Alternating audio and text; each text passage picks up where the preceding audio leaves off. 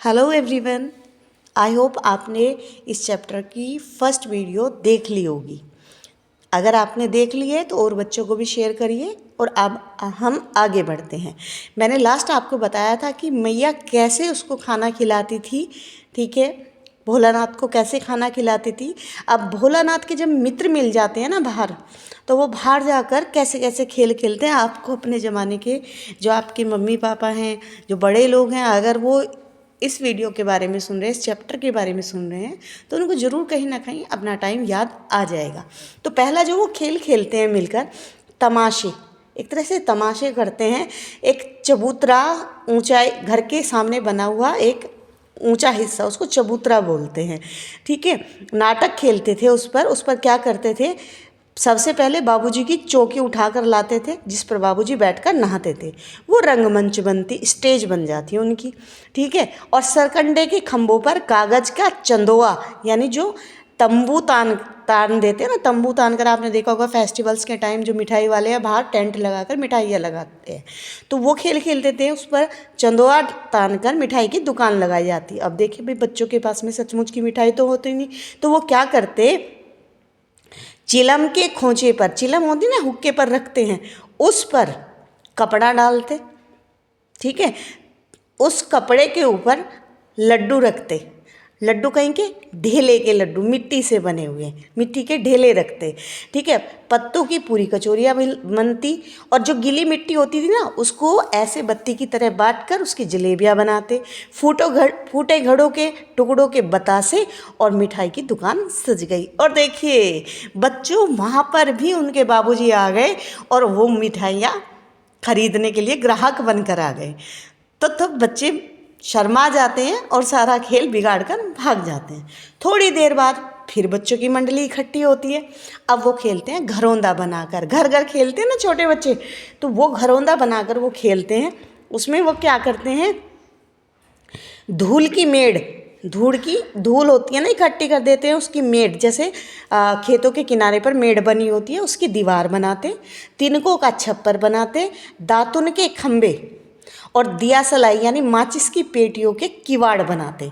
घड़े के मूढ़े, घड़े का जो फूटे हुए घड़े का जो मुंह होता है ना, मूढ़े के चूल्हे चक्की और दिया, बड़ा दिया जो होता है उसकी कढ़ाई, और बाबूजी की पूजा वाली आचमनी कलछी, वो उनकी कलछी बनती, चमचा बनता, ठीक है। अब पकाए क्या, देखिए पानी का बनाते वो घी, और धूल के पिसान यानी पिसी हुई चीज़ें, लाइक बेसन हो गया, आटा हो गया, ये सब चीज़ें। बालू की यानी रेत की चीनी बनती, और फिर दावत शुरू हो जाती। और पिताजी वहाँ पर भी आकर पंगत में बैठ जाते, और बच्चे फिर शर्मा कर भाग जाते। पिताजी फिर कहते, नहीं, अगली जियोनार यानी अगली दावत कब होगी भोलानाथ। तो ये इस पेज पर जो इम्पोर्टेंट चीज़ें थी। अब हम देखते हैं वो तीसरा खेल कौन सा खेलते हैं। देखिए बेटा, तीसरे खेल में वो क्या करते थे, बारात निकालते थे। बारात, कनस्तर का तंबूरा बजता, जो ढोल होता ना, कनस्तर ढप ढप करके वो बजाते थे। अमोले, अमोले होता है आम की गुठली, जो उगी हुई आम की गुठली होती है, हल्की सी उग जाती है, तो उसको दीवार पे घिसकर बजाते हैं, तो उसको अमोला बोलते हैं। उसको घिसकर वो शहनाई बजाते। टूटी चूहेदानी की पालकी बनती, और उनमें से कुछ लोग लड़की वाले बनते, कुछ लड़के वाले बनते। बकरे पर चढ़कर बारात आती है। चबूतरे के एक कोने से चलकर बारात चबूतरे के दूसरे कोने तक जाती है, ठीक है भाई। उसके बाद गोबर से सब कुछ लीपा जाता है वहाँ पर। उसके बाद आम और केले से, पहले टाइम में डेकोरेशन आम और आम के पत्तों और केले के जो तने होते थे उससे डेकोरेशन होती थी। तो वो केले के छोटी छोटी टहनियाँ लाते, आम की टहनियाँ लाते, उससे सजावट करते।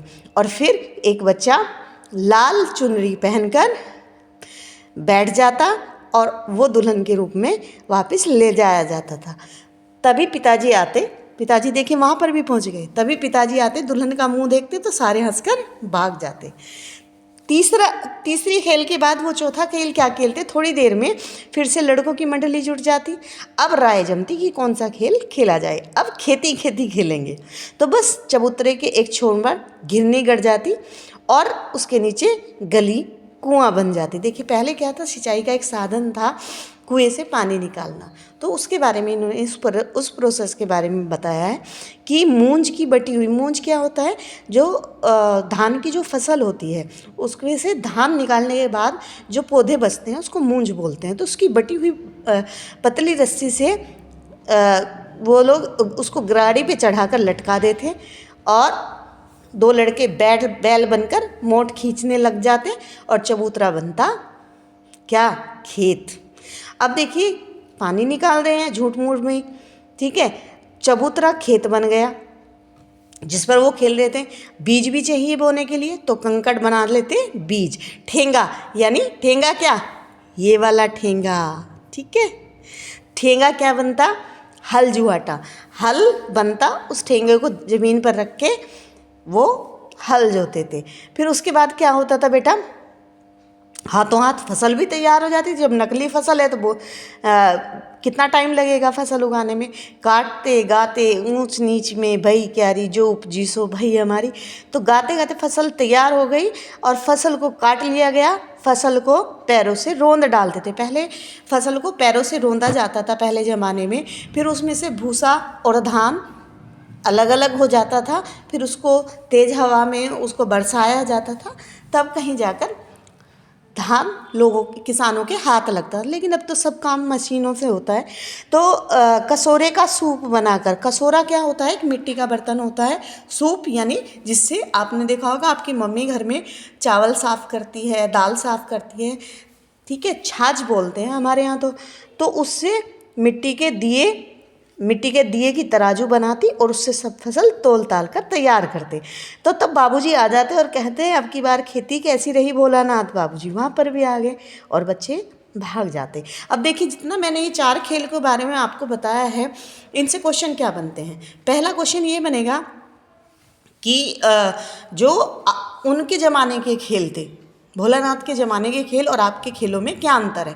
मोबाइल के गेम मत बताइएगा, सीधा आप क्रिकेट, बैडमिंटन और ये जो हॉकी, नेशनल इंटरनेशनल लेवल पर कबड्डी, ये गेम खेले जाते हैं, इनके बारे में बताइएगा कि उनके खेल क्या थे। गांव मतलब आसपास के वातावरण से ही लिए हुए, जो वो आसपास देखते थे वही थे, ठीक है। इतना शारीरिक परिश्रम नहीं था, ठीक है। आपके खेल कैसे हैं जिसमें शारीरिक परिश्रम है।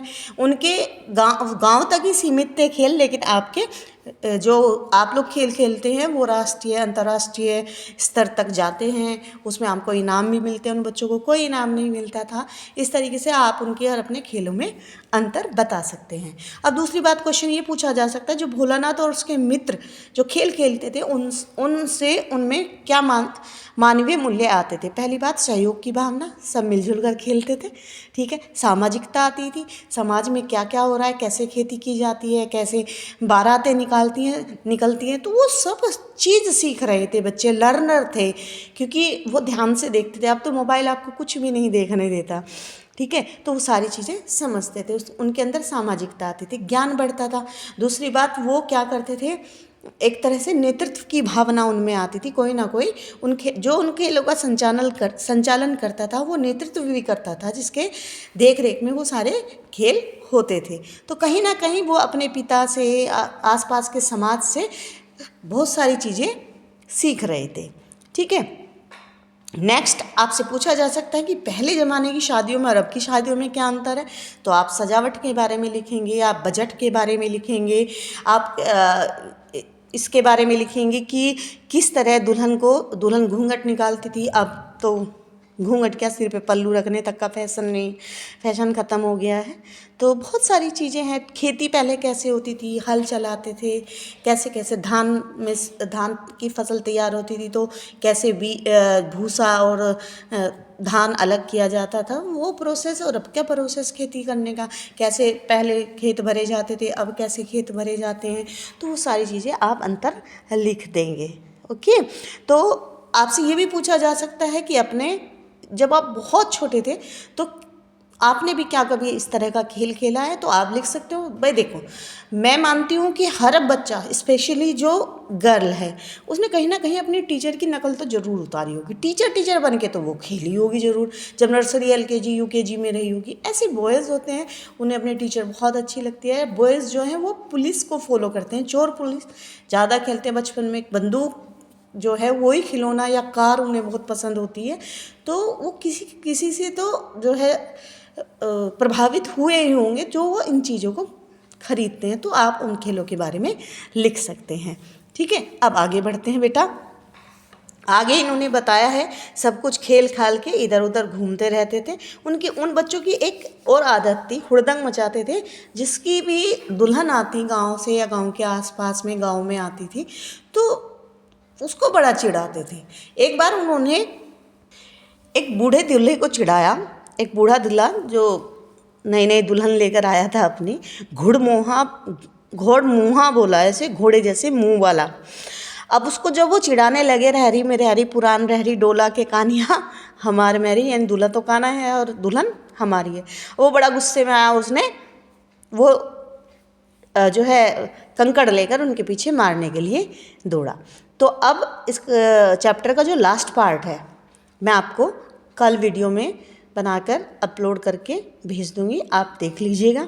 ठीक है, तो ये चैप्टर हमारा ख़त्म हो जाएगा कल। इसके बाद नेक्स्ट कृतिका का चैप्टर लेंगे। आपको पसंद आया तो प्लीज़ शेयर करिए, लाइक करिए और सब्सक्राइब करना ना भूलिए। Have a wonderful day.